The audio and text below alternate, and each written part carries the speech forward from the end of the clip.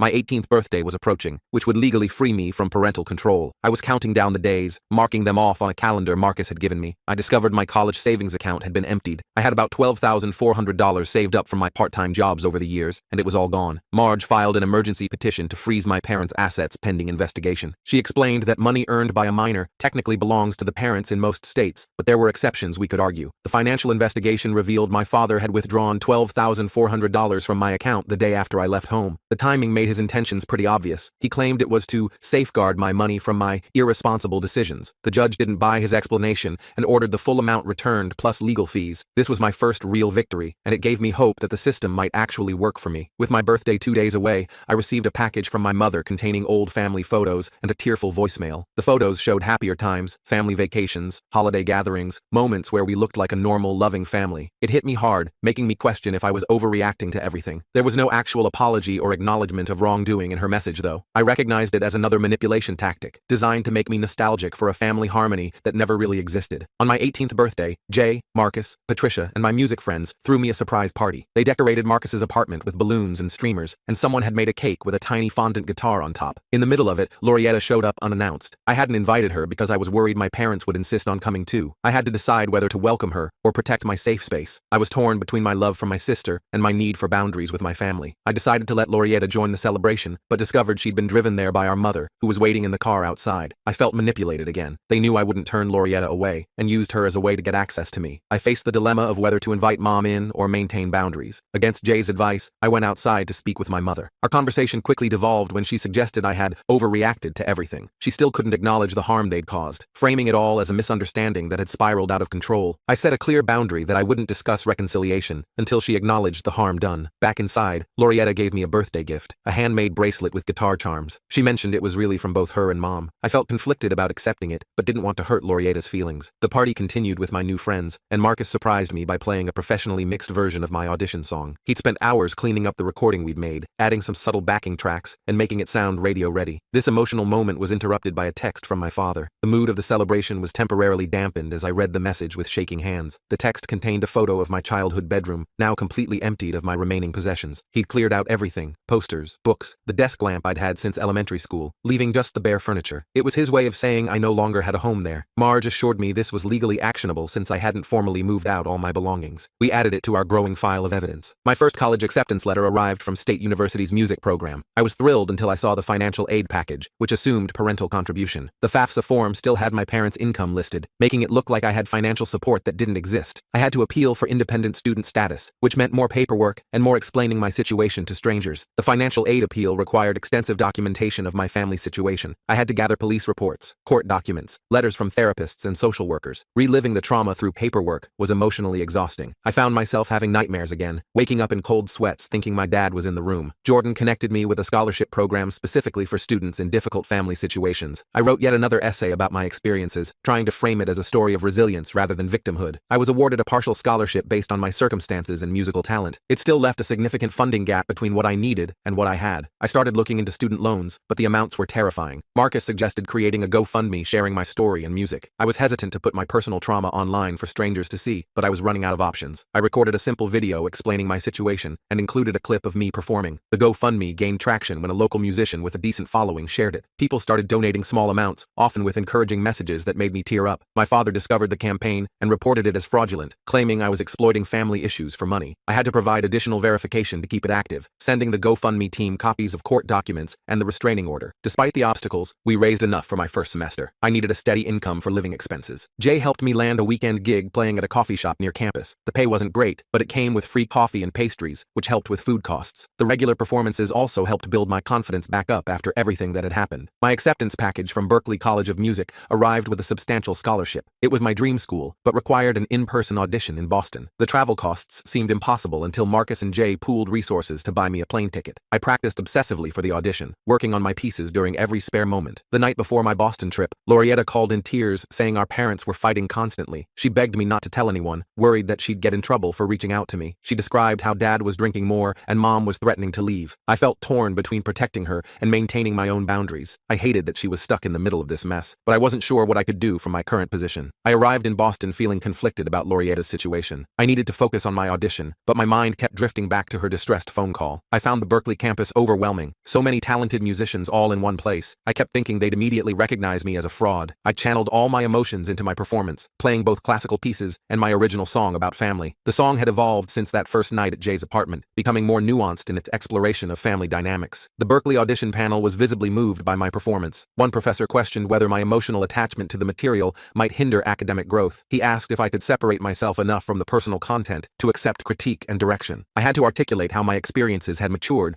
rather than limited me. I explained that music had been my way of processing trauma, not just expressing it. Returning from Boston, I learned that my mother had called Marcus's apartment repeatedly. She had sounded different, apologetic, and worried, rather than demanding. Marcus said she seemed genuinely concerned about me, not just trying to control the situation. I cautiously agreed to meet her at a public cafe, choosing a busy time of day in case things went badly. At the cafe, my mother admitted she'd been seeing a therapist and recognized patterns of favoritism. She acknowledged that she and my father had always treated Lorietta and me differently, though she framed it as trying to meet our different needs. She still defended my father's actions as misguided love. She said he'd been under stress at work and hadn't meant to destroy something so important to me. I maintained firm boundaries while acknowledging her small steps toward understanding. I wasn't ready to forgive everything, but I appreciated her effort to see my perspective. Mom revealed that Lorietta had been having increased meltdowns since I left. Instead of blaming me as before, she acknowledged they'd mishandled both our needs. A tiny bridge of understanding began to form between us. She asked if I would consider family therapy with all four of us. I wasn't ready to be in the same room as my father. The thought of sitting across from him, vulnerable in a therapy session, made my stomach churn. I suggested starting with just her, me, and Lorietta. She seemed disappointed but agreed to my terms. My father discovered our meeting and sent a barrage of angry texts to Mom. Instead of capitulating as usual, she stood her ground. This became the first time she'd ever chosen my well-being over his demands. I was shocked to see her standing up to him, even in this small way. It gave me hope that maybe things could actually change. The acceptance letter from Berkeley arrived with their best scholarship offer. It required a decision within 2 weeks. I had to weigh staying closer to this evolving family situation versus pursuing my dream school. The distance would make maintaining my fragile relationship with Mom and Lorietta harder, but it would also put physical space between me and my father. I decided to accept Berkeley's offer and prepare for the move to Boston. I worried about Lorietta's situation without me nearby. I connected her with Jordan at Second Chord for support resources, though I wasn't sure how much she'd be able to access them with our parents controlling her schedule. My mother offered to help with moving expenses as a gesture of reconciliation. I was hesitant to accept anything that might come with strings attached. Financial dependence had always been my parents' way of controlling me. We agreed she would contribute to a specific expense, my new laptop for school, with no conditions. The clear boundaries made the arrangement feel safer. I started our first family therapy session with just Mom and Lorietta. We met at Dr. Turner's office, which had plants everywhere and soft lighting that was supposed to be calming, but just made me more nervous. The therapist, Dr. Turner, immediately identified unhealthy family dynamics that went beyond my father's behavior. She pointed out how Mom had been enabling Dad's controlling behavior for years, and how Lorietta and I had been placed in an unhealthy competition. We all had to confront uncomfortable truths about our roles. I had to admit that I sometimes resented Lorietta for getting preferential treatment, even though it wasn't her fault. Lorietta admitted she'd been aware of the preferential treatment. She had been afraid to lose her special status by defending me. We both realized we'd been pitted against each other by our parents' dysfunction. The revelation was painful, but necessary for both of us. The sessions were making real progress, with Mom showing genuine remorse. My father found out and threatened to cut off financial support to her and Lorietta. Mom had been a stay-at-home parent for most of her adult life and had limited job prospects. His financial control was his strongest leverage. Mom was forced to choose between economic security and healing. I could see the fear in her eyes when she told me about his ultimatum. I encouraged Mom to prioritize her and Lorietta's needs. I offered to continue our therapy sessions separately from Dad. We established a new boundary where my healing wasn't dependent on his participation. Dr. Turner helped us create a communication plan that didn't rely on Dad's cooperation. As moving day approached, I discovered my father had contacted Berkeley claiming I had psychiatric issues. He sent them a lengthy email describing me as unstable and manipulative, suggesting I wasn't mentally fit for their program. The school's confidentiality policies prevented them from discussing me with him. His attempt to sabotage my education failed, which felt like another small victory in this ongoing battle. Jay and Marcus helped me pack up for Boston. The reality of leaving the first supportive environment I'd known was hitting hard. These guys had become like brothers to me in a few short months, providing the family support I'd never had at home. We planned regular video calls and a visit schedule to maintain our connection. The night before departure, my mother came by with a gift, my grandfather's vintage record collection that I'd always loved. She explained that Dad didn't know she was giving it to me. The Beatles, Pink Floyd, Fleetwood Mac, all these classic albums I'd grown up listening to secretly in the basement. I realized she was still caught between loyalty to him and doing right by me. Her small act of rebellion gave me hope that she was finding her own strength. At the airport, I was surprised to see Lorietta had come to say goodbye. She revealed Dad thought she was at a therapy appointment. Our farewell had to be quick and secretive, which put a damper on what should have been a straightforward goodbye. We hugged awkwardly, both aware of the timer counting down until she needed to be back home. Arriving in Boston, I felt both exhilarated by the freedom and overwhelmed by the responsibility. No one was telling me what to do anymore, but that also meant no safety net if I messed up. My roommate Elijah was welcoming and understood my family situation without making me feel pitied. He had his own complicated family story and recognized the look of someone starting fresh. I found an immediate ally in my new home. During orientation week, I struggled with anxiety about making friends and measuring up musically. Everyone seemed so talented and confident, while I felt like an imposter waiting to be discovered. I joined an impromptu jam session where I played my song about family rejection. I was terrified to be so vulnerable with strangers, but it felt important to be authentic from the start. I connected with other students who resonated with my experiences. Several approached approached me after to share their own family struggles, and suddenly, I didn't feel so alone. My first phone call with Mom after moving revealed my father had discovered the missing record collection. Instead of backing down, she had finally confronted him about his treatment of me. Their marriage was now in serious jeopardy. She sounded both frightened and liberated, like she was finally seeing their relationship clearly for the first time. Mom asked my advice about what to do about their marriage. I felt uncomfortable with the role reversal. Suddenly, I was the one giving her emotional support. I realized I couldn't be her therapist or marriage counselor. I gently referred her back to Dr. Turner while maintaining supportive boundaries. I explained that I couldn't help her make decisions about her marriage while still processing my own feelings about Dad. My first performance at Berkeley's open mic night was a success. I played my family song plus a new composition I'd been working on about finding chosen family. A video posted online reached my father. He left public comments attempting to undermine my achievement with personal attacks. He created accounts on multiple platforms just to leave messages calling me ungrateful and attention-seeking. The online harassment from my father continued for weeks. Berkeley's IT department helped me strengthen privacy settings and block his access. They were surprisingly understanding about the situation, explaining that they'd dealt with similar issues before. I began to feel safer expressing myself through my music publicly. Mom called to tell me she had asked my father to move out temporarily. He refused to leave their house, claiming he'd paid for it and had the right to stay. After a heated argument that frightened Laurietta, she and Laurietta moved into a small apartment with help from BR. This separation triggered a financial crisis for Mom and Laurietta. Without Dad's income, they struggled to cover basic expenses. I couldn't afford to help them much on my student budget. I sent what I could from my coffee shop earnings, but it was barely enough for groceries. I connected them with the same support services that had helped me, hoping they could access financial assistance and counseling. My father's behavior worsened when he realized Mom was serious about the separation. He started driving by their new apartment, showing up at Laurietta's school, and sending countless messages. His attempts to contact me violated the restraining order. Marge filed for an extension and expansion of the legal protections. The court granted it based on his pattern of escalating behavior. During a video call, Laurietta seemed happier than I'd seen her in years. She explained that even though their apartment was smaller and they had less money, the atmosphere was calmer without Dad's constant anger. She revealed she missed some of her specialized autism supports from our old home. I worked with Jordan to find resources in their new neighborhood. We found a support group for autistic teens that Laurietta could attend weekly, which helped replace some of what she'd lost in the move. My professor selected my family song for a student showcase. I worried about making my personal trauma so public. Was I exploiting my own pain for artistic recognition? I rewrote parts to focus more on resilience and finding chosen family. The revision process helped me reclaim the narrative as one of strength rather than victimhood. The showcase was attended by several industry professionals. Performing such personal material in front of strangers was terrifying. I nearly backed out before Jay called with a pep talk that got me on stage. He reminded me that my story might help others feel less alone in their struggles. The performance received overwhelming positive feedback, and an indie producer expressed interest in recording it. He approached me after the showcase, saying the song had commercial potential beyond its personal significance. This success triggered old feelings of unworthiness.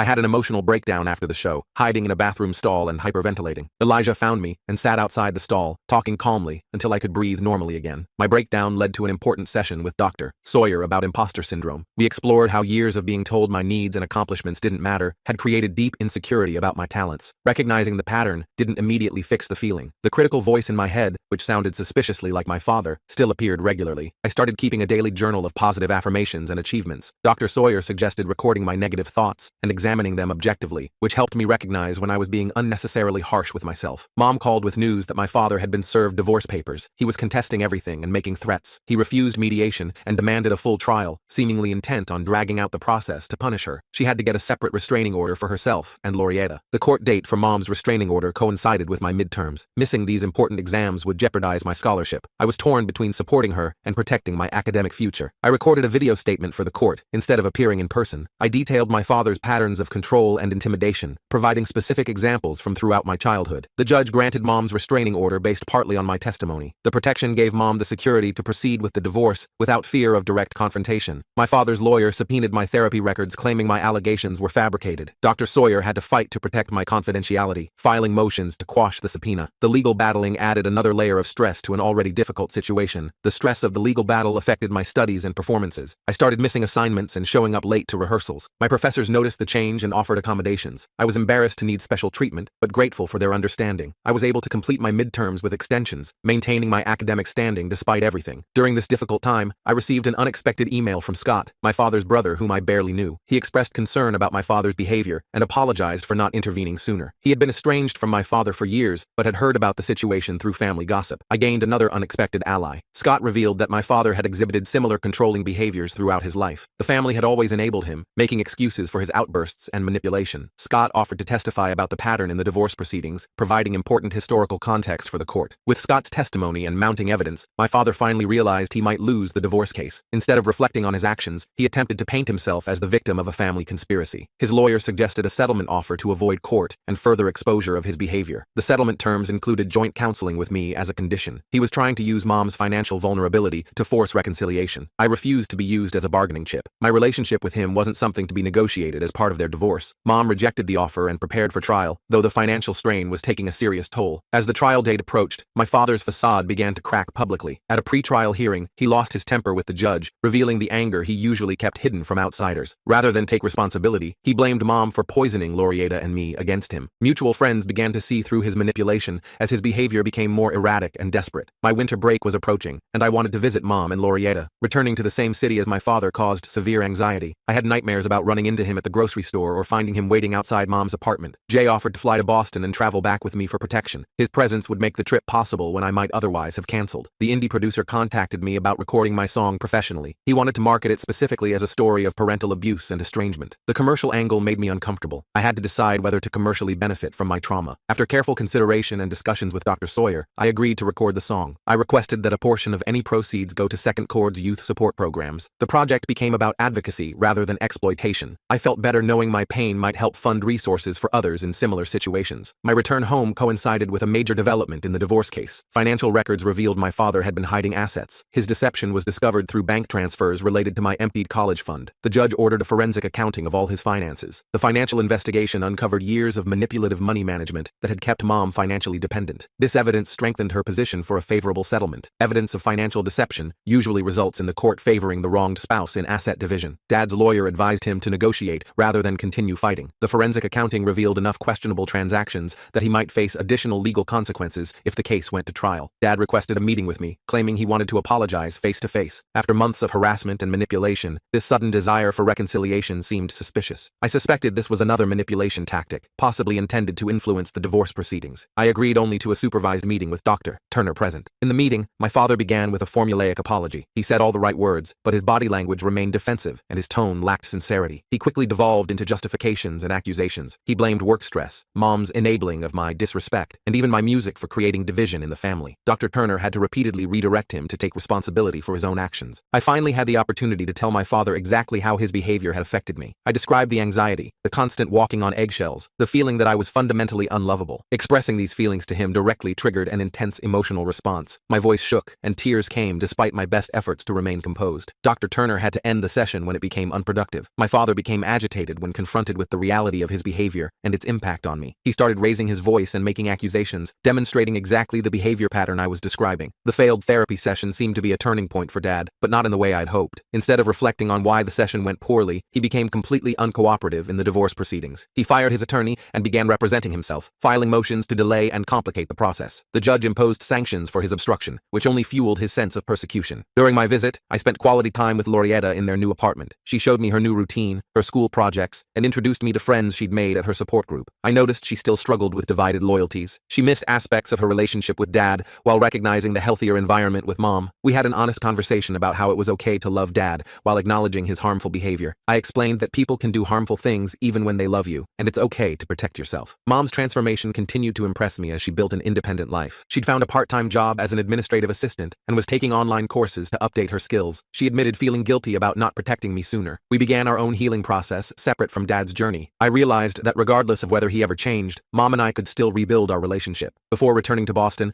I performed my song at a local venue with Jay and Marcus. It was a small show, mostly friends and supporters, but it felt significant to reclaim my music in the city where my guitar had been destroyed. My father showed up despite the restraining order. Security had to escort him out while he shouted accusations. He claimed he had a right to be there as my father, ignoring both the legal restrictions and basic respect for boundaries. The incident at the venue resulted in my father's arrest for violating the restraining order. He was released on bail within hours, but the arrest created a formal record of his violation. I returned to Boston earlier than planned for safety, cutting short my time with Mom and Lorietta. Back at Berkeley, I channeled the renewed trauma into my coursework, composing a suite of music about family healing. The compositions explored the complexity of forgiveness, the pain of necessary boundaries, and the possibility of growth after trauma. My professor worried about my emotional well-being while recognizing the artistic value of the work. He connected me with a music therapy program offered through the school's wellness center. Through music therapy, I discovered healthier ways to process my experiences. The therapist taught me to use music music as a container for emotions, rather than being overwhelmed by them. I sometimes struggled to separate my artistic necessary identity from my trauma narrative. Was I only interesting as a musician because of my painful backstory? I began exploring other themes and influences in my compositions. I wrote pieces about nature, friendship, and imagined characters to expand my range. The recording of my song was released on streaming platforms and gained unexpected traction. It was featured on a playlist of emerging artists and began accumulating thousands of streams. Reading comments from other abuse survivors felt overwhelming. Their stories of similar experiences validated mine,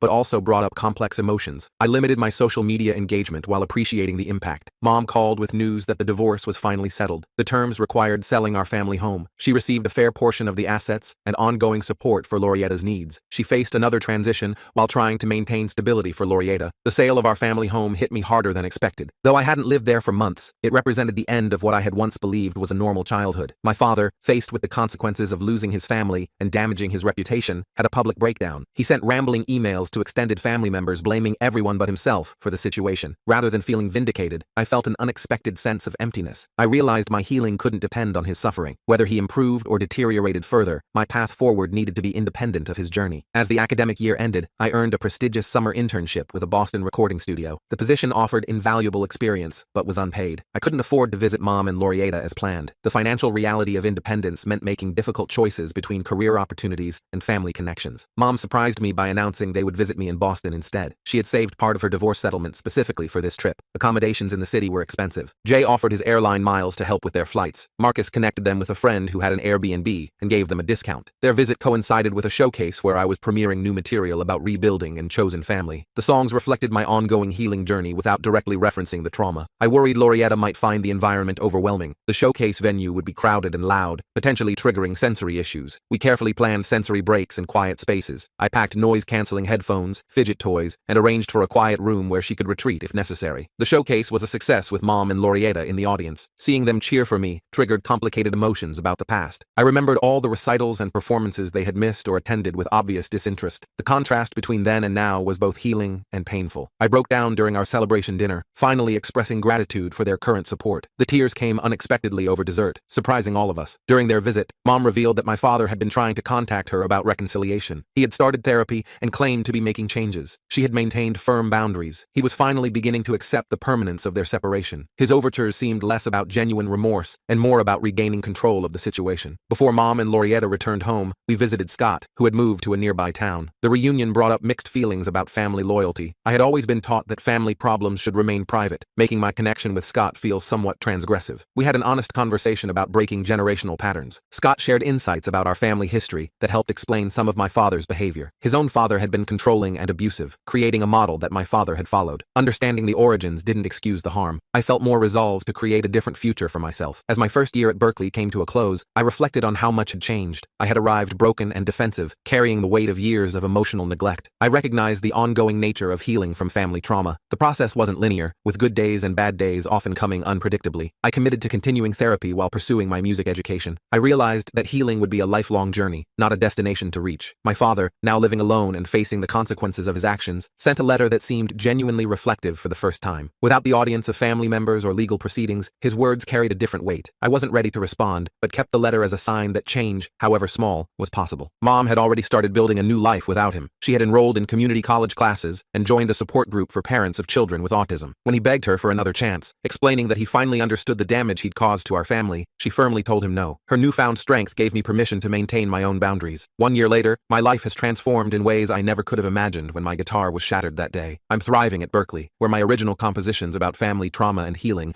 have earned me a reputation as a songwriter with emotional depth. My relationship with Mom and Laurietta has blossomed, built on honest communication and mutual respect, rather than the toxic dynamics of our past. We've established new traditions, including monthly video calls where we share our achievements and challenges openly. Jay remains my rock, visiting Boston regularly and even collaborating with me on a small EP that's gained traction in indie music circles. My father has made halting attempts at genuine change, attending therapy and anger management, but I maintain firm boundaries, engaging only through occasional emails where I can control the interaction. The song I wrote about my family experience was featured in a documentary about family trauma, bringing unexpected opportunities and connecting me with other survivors who found their voice through art. Mom has discovered her own independence, returning to college to finish her long-abandoned degree, while advocating for parents of children with autism to recognize the needs of all their children equally. Laurietta and I have developed a real sibling relationship for the first time, one based on mutual support rather than than competition. I still occasionally struggle with imposter syndrome and the emotional echoes of years of neglect, but I've built a chosen family of friends and mentors who remind me of my worth when those doubts surface. When I look at the new guitar that Jay bought me that pivotal day, now covered in stickers from my performances and travels, I see it as a symbol not just of what was broken, but of everything I've built from those fragments. My father never got the reconciliation he eventually sought from Mom. Her refusal was a final step in her own journey toward self-respect. I'm learning that healing isn't a destination, but a practice. One chord, one song, one day at a time. And whenever I perform, I leave an empty chair in the front row, not for the parents I wished I had, but as a reminder of the space I've created for myself in this world, a space that belongs entirely to me.